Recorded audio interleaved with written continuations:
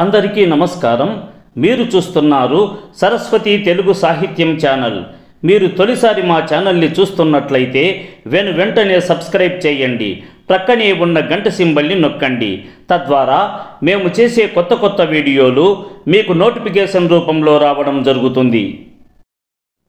ఈ వీడియోలో నేను అల్లసాని పెద్దలచే రచించబడిన మనుచరిత్ర ప్రబంధములోని ప్రథమాశ్వాసములోని పద్యాలను మీకు వివరించబోతున్నాను. ఓ చతురాస్య వంశ కలశోదీ పూర్ణ శశాంక తీర్థయాత్రాచనశీలినై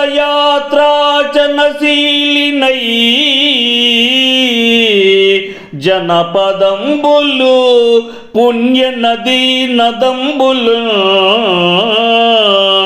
చూచితి నందు అందుంకల చోద్యములను కనుగొంటి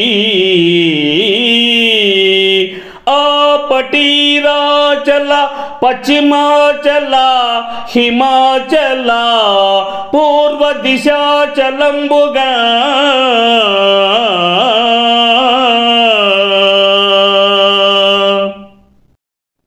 బ్రహ్మవంశమనే పాల సముద్రానికి నిండు చంద్రుని వంటివాడా, ఓ ప్రవరాఖ్య, తీర్థయాత్రలు చేయాలనే కోరిక కలవాడివి.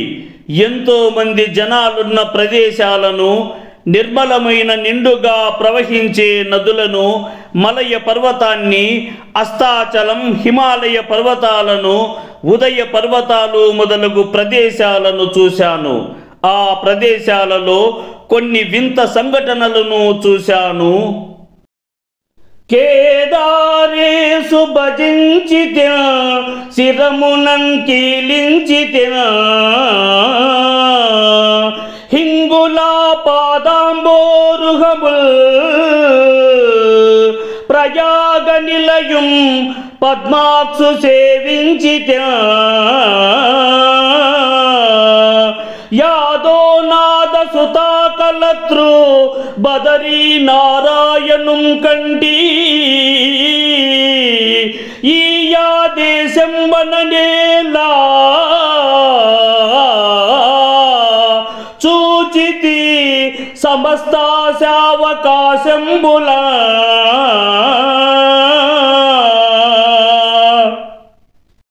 కేదారేశ్వరుని సేవించాను. హింగులాదేవి పాదపద్మములను తలతో తాకి నమస్కరించి తలపై పెట్టుకున్నాను.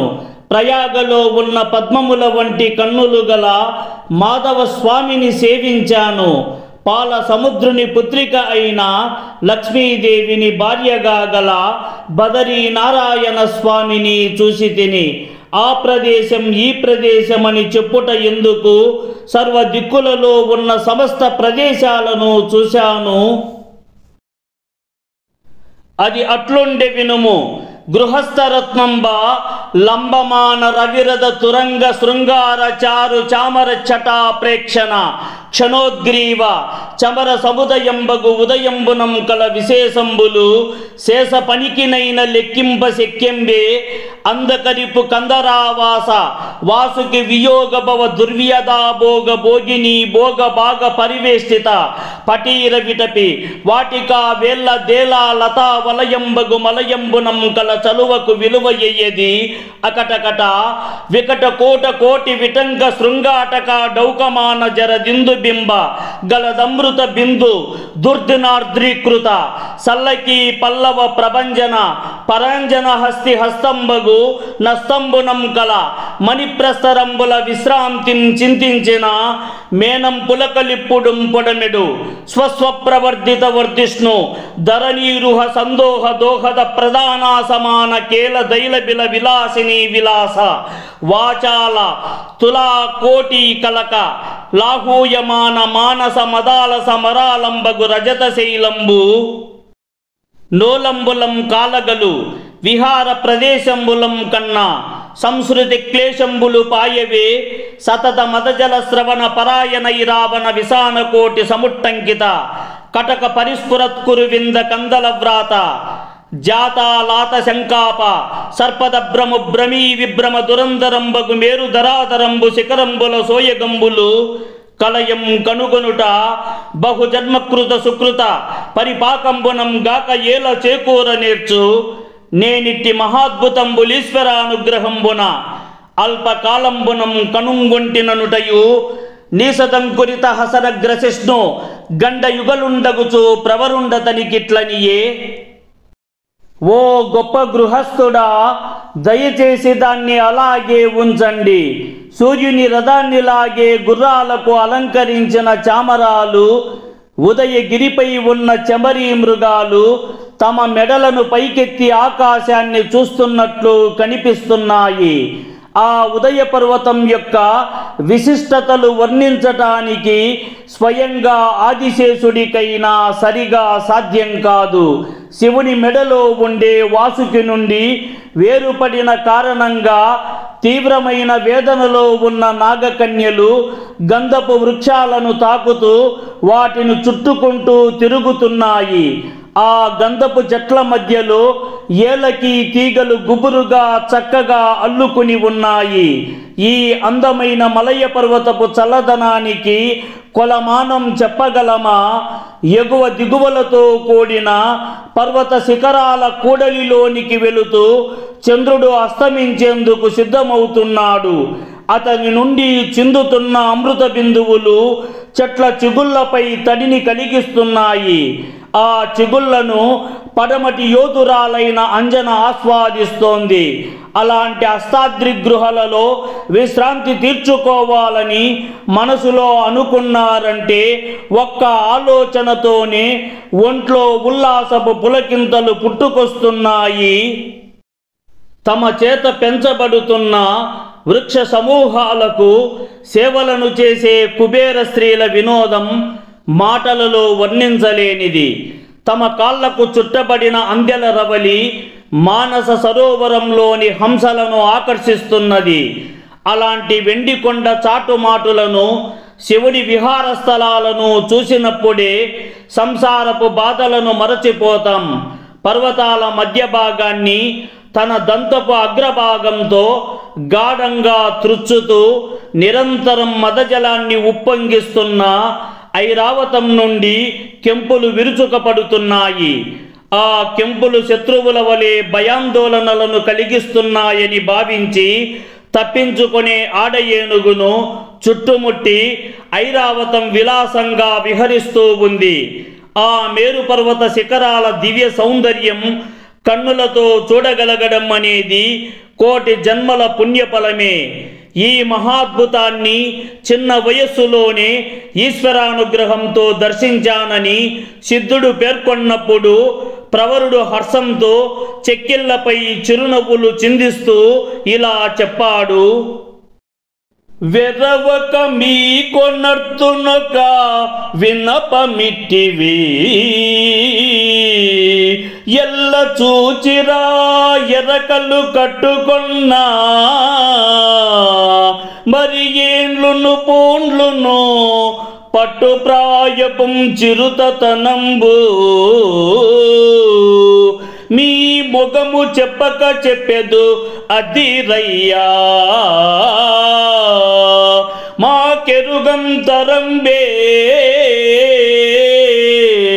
మీ మహిమలీరా ఎరుంగుదు రేమి చెప్పోదు.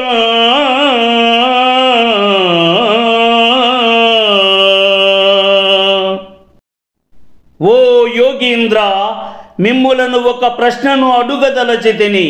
స్వామి, మీరు ఈ పుణ్యక్షేత్రాలనన్నిటినీ రెక్కలు కట్టుకొని ఎక్కడికెక్కడికి తిరిగినా చాలా సంవత్సరాల సమయం పడుతుంది.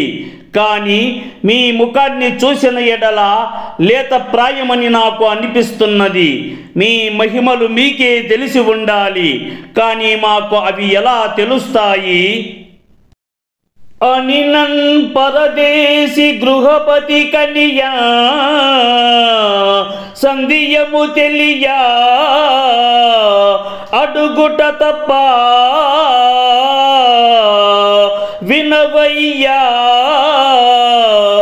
జరయురు జయును జనకంగా వెరచు మమ్ము సిద్ధుల మగుట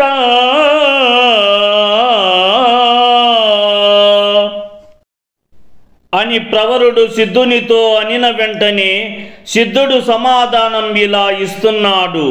నీ సందేహం తీర్చుకునేందుకు నీవు అడగడంలో తప్పు లేదు.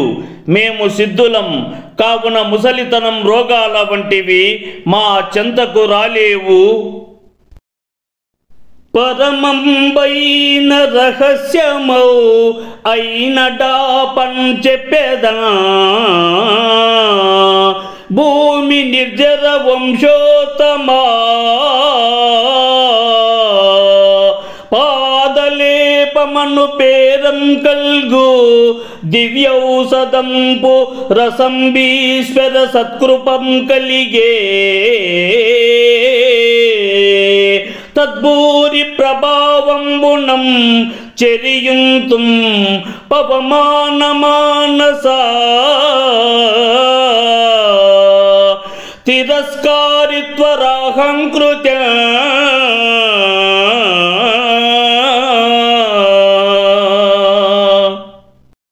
విప్రవంశమునందు శ్రేష్టమైన వాడా, ఇది చాలా రహస్యమైన విషయమే, అయినా దాచకుండా నీకు వెల్లడిస్తున్నాను.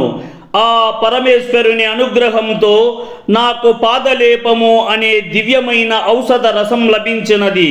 దానివల్ల వాయువును మించిపోయే వేగంతో సంచరించగలుగుతున్నాను. దివిపిసరుహ బాంధవ సైంధవ సంగం బెంత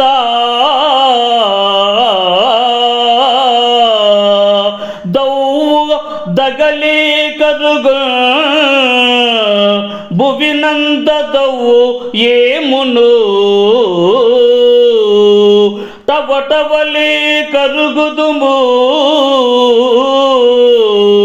హుటాహుటి నడల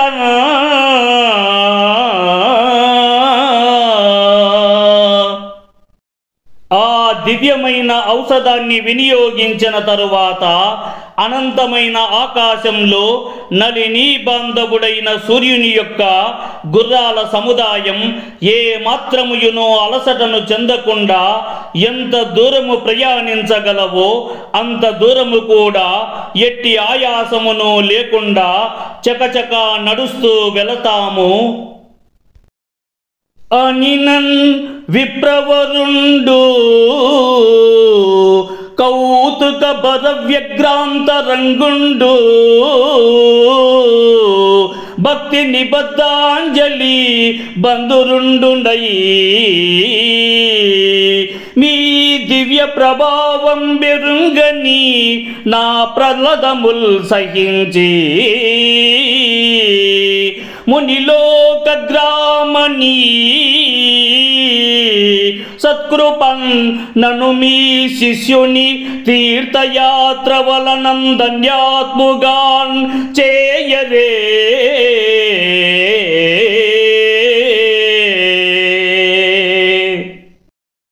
సిద్ధుడు అలా చెప్పిన వెంటనే ప్రవరుడి మనస్సు కుతూహలంతో నిండిపోయింది. వెంటనే దోషులొగ్గి నమస్కారము చేసి, ఓ మహామునివర్య, మీ యొక్క మహిమను గ్రహించక అజ్ఞానంతో నేను మాట్లాడిన వదరుబోతు మాటలను దయచేసి మనస్సులో ఉంచుకోకండి. నన్ను క్షమించి మీ శిష్యుడిగా అంగీకరించి తీర్థయాత్రలు చేయించి నా జన్మను ధన్యమయ్యేలా దయను చూపండి అని ప్రార్థించాడు. అనుటయు రసలింగమునిడు తన ఒట్రువా ప్రేప సజ్జదంతపు బరని నిలిచిన ఒక పసరిది అది అని చెప్పక పూసంతత్పదాంబుజయుగల్య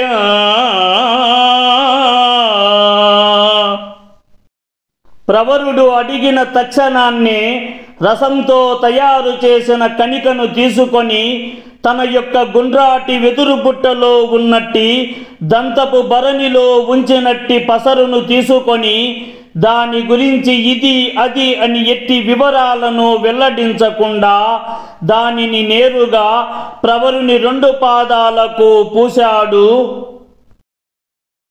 ఆ మందిడి అతండరిగిన భూమీసురుడరిగన్ తుహిన భూధర శృంగ శ్యామల కోమల కాననా హేమాడ్యదరీ జరీ నిరీక్షాపేక్ష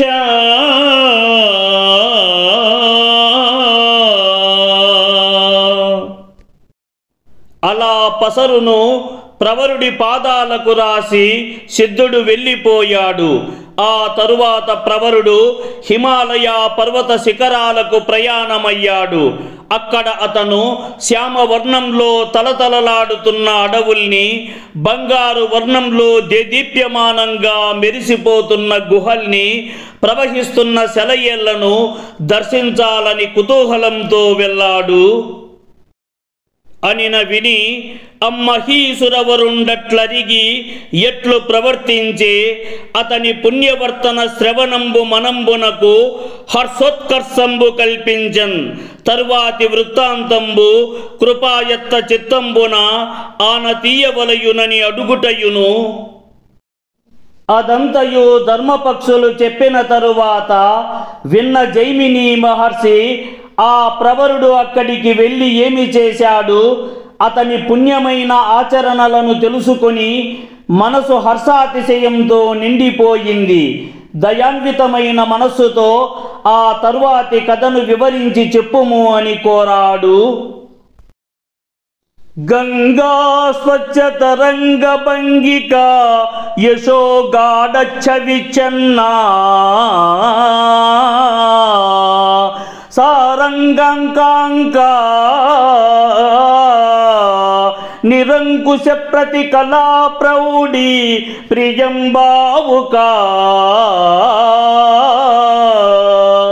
గాంగేయాచల చాపనూపుర వచో గాంభీర్య లీలాస్పదా బంగాళాంగ కళింగ భూప సుభటాభ్రశ్రేణి జుంజూనిలా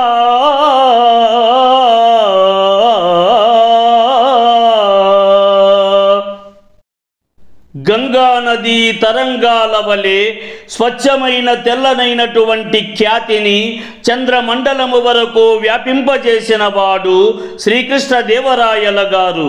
అన్ని విద్యలలోనూ అగాధమైన పాండిత్యంతో పరిపూర్ణుడై ప్రియంగా గొప్ప పాండిత్యము చేత మెలిగినవాడు. ఆయన వాక్పాటవము ఆదిశేషుని వాగ్వైఖరిని తలపించేది. కళింగ, ఆంధ్ర, బంగాళ దేశాధిపతుల సేనలను జయించిన మహనీయుడైన వాడు శ్రీకృష్ణదేవరాయలు గారు. మండలిక తపనా పూజిత కుండలపతి శయనా కర్ణకుండలిత రసాకండ కవి కావ్యా దిగ్వేదండ శృతిదలన కలహతాడిత పటః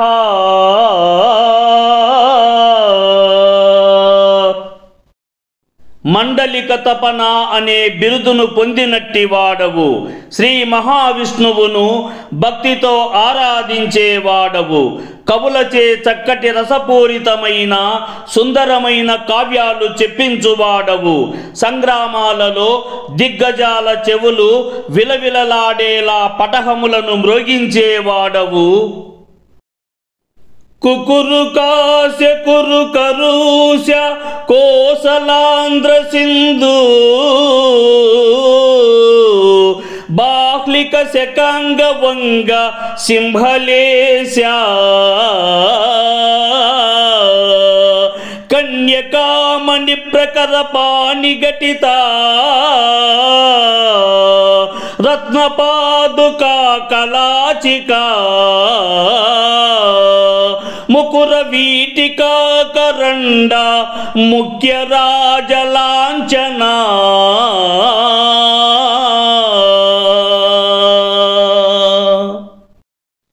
కుకురు, కాశ, కురు, కరుష, కోసల, ఆంధ్ర, సింధు, బాహ్లిక, శక, అంగ, వంగ, సింహల దేశరాజులను పరాజితులను చేసి కన్యకామణుల సమూహం చేత చేతులలో అలంకరించబడిన రత్నాలలో పావుకోళ్ళు మొదలైన రాజలాంఛనాలు కలవాడా.